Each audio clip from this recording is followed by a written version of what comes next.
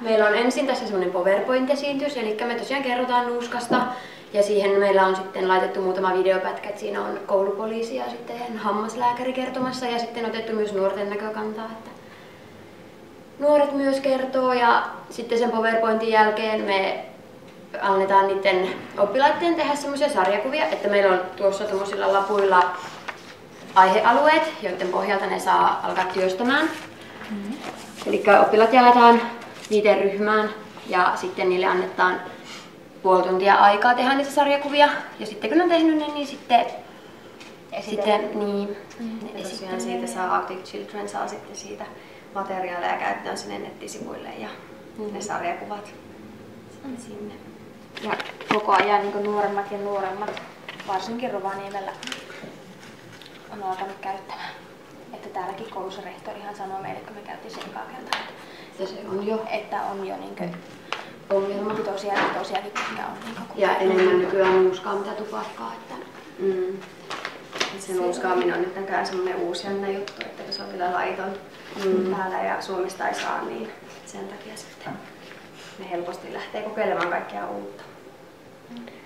Tosiaan näitä aiheita, mitä meillä on, niin tässä on mitä nuuska on, sitten suun terveys, sitten Suomen laki, mitä se sanoo nuuskasta, sosiaalinen näkökulma, eli se on semmoisia niin sanotusti vaikka tyttö- ja poikaystävät, mitä ne sanoo nuuskasta, erilaisia tilanteita, ketkä käyttää nuuskaa, urheilijat, kaveriporukat.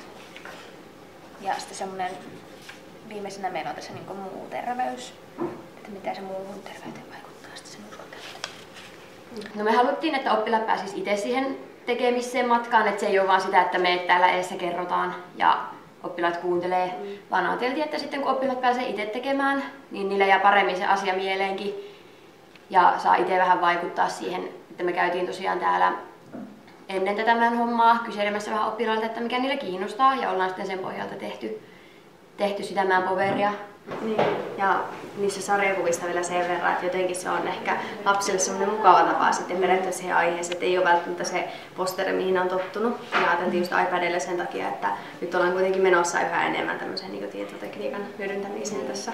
No tosiaan se, että kun se alkaa olla nuorille tosi tuttu ympäristö, niin kuin tuossa sanoinkin, niin se voi olla semmoinen helppo väylä sitten heillekin puhua asioista ja muutenkin, että saa olla anonyymi siellä, että he uskaltaa ehkä enemmän puhua, ottaa asioita esille ja mikä oikeasti miltä painaa, niin sen takia on helppo. Entistä laaja-alainen, niin saadaan levitettyä sitä tietoa, kun se on tuolla internetissä.